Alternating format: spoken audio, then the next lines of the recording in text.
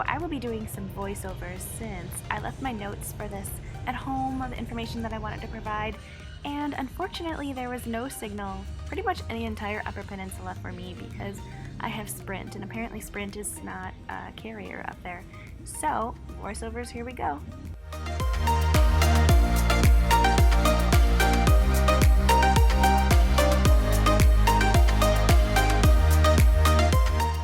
So here we are at Kitch-iti-Kipi, which translates into Big Cold Water.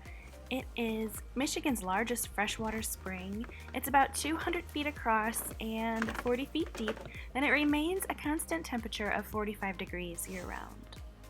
It is near Manistee in Michigan in Palms Brook State Park, and it was created in 1926 when John Belair convinced the Palms Brook Land Company to sell the property to the state for $10. Isn't it beautiful? Look at all those logs that are mineralized right there. You've got to love it. I find this spring absolutely fascinating. The color is beautiful. You can see at the bottom of the lake there that there are freshwater fish like trout swimming around there. It doesn't freeze over because it remains a constant 45 degrees, and so those fish are just chilling down there. It's so much fun. I know people want to get their fishing poles out, but you are not allowed to fish or swim in this spring. And another fun fact about this place is that because it's spring fed, you can see the water at the bottom just bubbling up through the sand. Here's me attempting to do some photography here.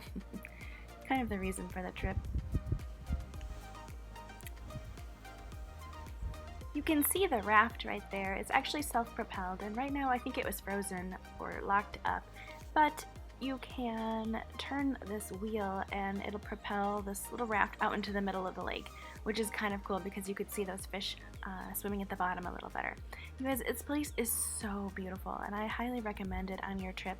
If you've ever seen some aerial footage of this place, it's stunning. The colors and the trees, so beautiful. Today was perhaps not the best day to visit because of the cloudy and overcast skies, but sometimes when you're traveling and you are doing landscape photography, you just kind of have to take what you can get and make the best of it.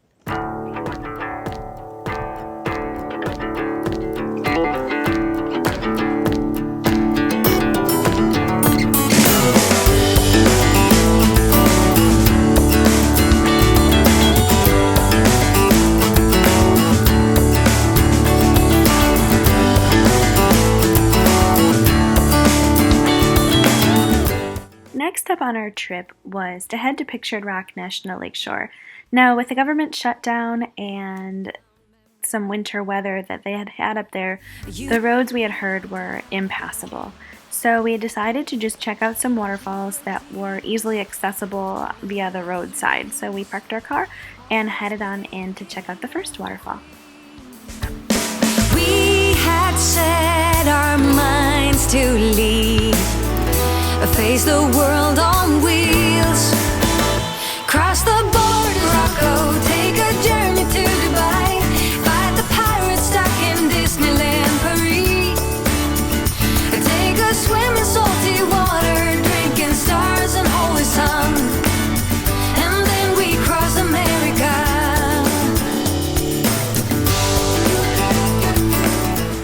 Hello everybody, I am at Pictured Rock National Lakeshore.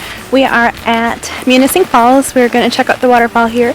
Today we have just made several stops that are accessible by car. All the waterfalls to here, like, I don't even know if I'm saying this right, Agar Falls. What are the other falls we go to? Alger Falls, Wagner Falls, and then Munising Falls. And so we're headed up the path. If you don't have ice cleats, you need to get them. Everything is iced over here. Not just snow. What's under the snow is just pure ice. We had set our minds to leave, face the world on wheels, cross the borders on Morocco, take a journey to Dubai, fight the pirates stuck in Disneyland Paris, take a swim in salty water, drinking stars and holy sun, and then we cross America.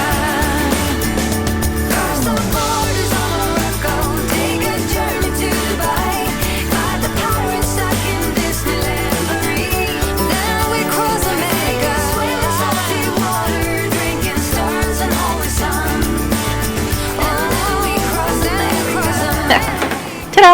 I am here at Miners Castle Overlook. Miners Castle in the background, one of the most iconic land formations in Pictured Rock State Park in the Upper Peninsula, perhaps in the Midwest. This beautiful national lakeshore, it is stunning. It is everything that I thought it would be. We had quite a hike getting here. The roads were impassable just 2 days ago, and so thanks to some probably snowmobilers, the snow was packed down and we were able to get in. I honestly thought we would have to turn around, and I'm glad that we just decided to see if the road was passable, and it was. Thank you, Lord. It is breathtakingly beautiful. Lake Superior definitely lives up to its name. Hello, you are gorgeous. So, I am here to take photos. I have my polarizer on. You can kind of tell why you need a polarizer, because without it, it's kind of washed out. And then once you rotate it, you can get more of a deep looking color, more contrast. You can actually see through to the bottom of the water there. It's beautiful. Very clear, very green. This water is very emerald. And there she is, Miners Castle.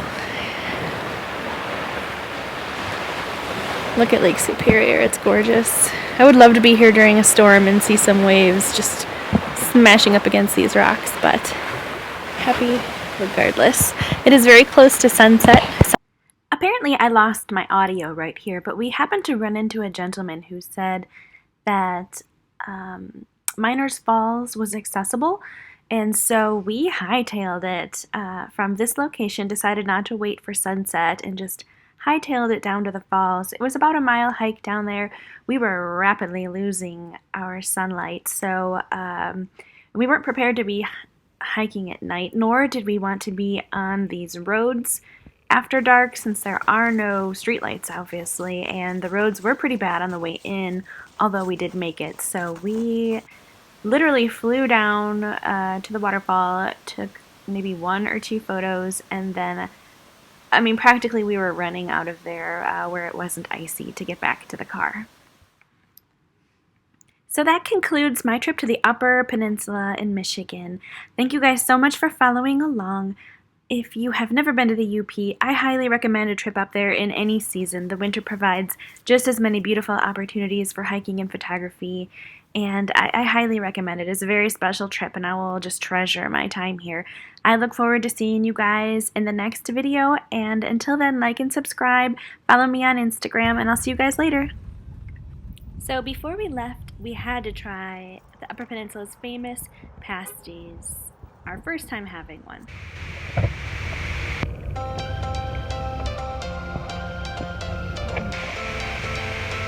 Okay, so the verdict is it's tasty. It's a tasty pasty. It is warm, filling. It is full of eggs and cheese, and I got the bacon one. He got the I got the sausage one. He got the bacon one. It's good. It's filling though. It's really big. Probably eat like half of it. Super good. The best pasties. I don't have anything to compare them to, but the best pasties in the UP 10 years in a row. And now that we've eaten our pasties, 5.5-hour drive to Chicago. Let's get going.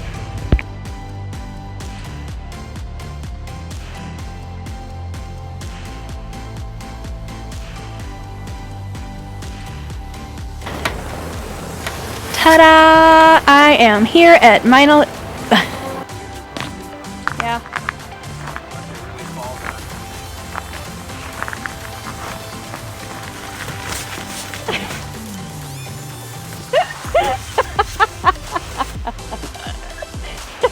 I just started.